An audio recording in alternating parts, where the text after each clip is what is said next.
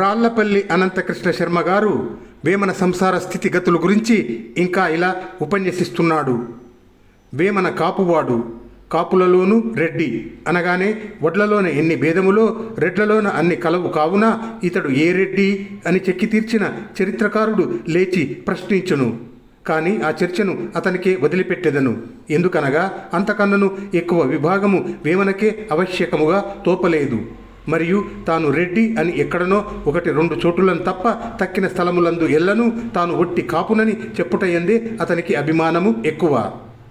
ఒక ఆటవెల్ది పద్యములో వేమన ఇలా అంటాడు: కలియుగముననున్న కాపు కులానకు వేమన తన కీర్తి విక్రయించే అని మాత్రం అతడు చెప్పుకొని సంతోషించెను. తక్కిన అన్ని కులముల కంటేనూ ఈ కాపు కులముపై ఇతనికి అభిమానమును దయయును ఎక్కువగా కలదు. ఆటవెల్ది పద్యములో ఇలా అంటాడు వేమన: కాపు కులజులు ఎంత కర్ములైనను గాని పాపరాశి కొంత పరిసిపోవు, వివరము ఎరుంగనట్టి వెర్రి జీవులుగాన విశ్వదాభిరామ వినురవేమ.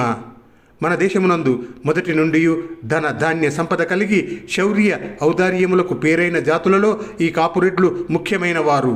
మొదలు స్వతంత్రముగా రాజ్యము చేసి తర్వాత విజయనగరపు రాజులు మొదలగు వారి చేతి క్రింద పాలయగారులుగాను అధికారులుగాను ఉండి ప్రధాన రాజ్యములు నశించిన పిమ్మట వీరు ఎక్కడి వారు అక్కడ స్వతంత్రులై వర్తించిన వారు. సహజమైన స్వాతంత్ర్యాభిమానము, కాయశక్తి, పరంపరగా వచ్చిన రాచరికపు టీవీ, స్నేహ సాహసములు కలవారగుట చేత వీరు ఎందున్నను జనులు వీరి ఎడ భయభక్తులు కలిగి వర్తించుట సహజము. దీనికి తోడు స్వదేశ అభిమానము, స్వదేశీయ అభిమానము మొదలగు ఉదార ఆశయములను పెంపొందించు చదువు సంధ్యలు ఎక్కువగా నేర్చియుండిరేని భర్తఖండమునకు వీరిచే ఎంత ఔన్నత్యము లభించుచుండెడిదో ఊహింప అసాధ్యము. అట్లుగాక సైనిక ధర్మము ఎక్కువ కలిగి సేనాని ప్రతిభా సంస్కారములు చాలని వారు అగుట చేత సామ్రాజ్యమును స్థాపించు తక్కిన వారికి సామాన్యముగా లొంగక వర్తించుట వీరి స్వభావము అయినది. మంచి చెడ్డలకు రెంటికిని లక్ష్యము లేక ద్రవ్యము వెచ్చపెట్టుట, అడిగినది లేదనక ఇచ్చుట, చేతలేనప్పుడు న్యాయ అన్యాయ మార్గములు రెంటి చేతను ద్రవ్యము సంపాదించుట, భట్రాజులో బ్రాహ్మలో ప్రాతపద్యములు పేర్లు మార్చి చెప్పినను ఆ పొగడ్తలకు సంతోషించి బహుమానములు చేయుట, ప్రణయమున్న చోట ప్రాణములను ఇచ్చుట, కోపం వచ్చినప్పుడు కుత్తుక కోతలతోనే కసి తీర్చుకొనుట, ఇవన్నీయును ఇప్పటికీ వారి రాజస గుణములు, పూత మెరుగులు.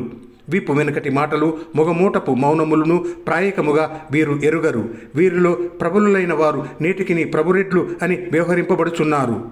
వేమన ఇట్టి పల్లెటూరి ప్రభురెడ్ల గుంపునకు చేరి అన్న వస్త్రములకు కుదవలేక అప్పుసప్పుల పాలుగాక భూమి కాని కలిగి ఆవులు గొర్రెలు సమృద్ధిగా గల మంచి నెమ్మది అయిన సంసారమందు జన్మించిన వాడని ఊహింపవలసి ఉన్నది.